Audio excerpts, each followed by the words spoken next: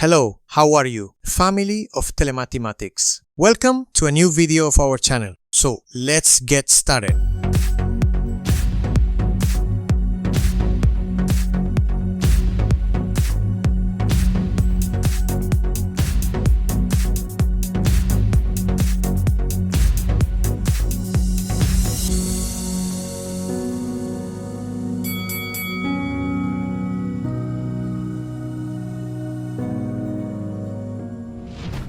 To begin with the content, we must remember that in every fraction, the element above is called numerator and corresponds to the value that indicates how many parts are taken from the unit.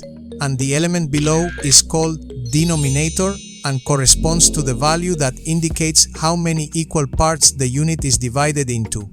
Then, based on this reminder, we can define a proper fraction, which is one whose numerator value is less than the denominator value, so the fraction is less than 1.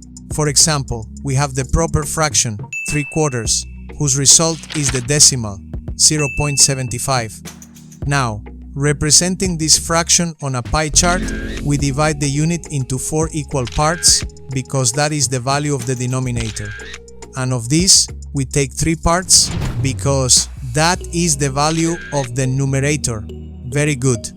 We continue with improper fraction, which are those whose numerator value is greater than the denominator value, meaning that the fraction is greater than 1. For example, we have the improper fraction 5/2, whose result is the decimal 2.50.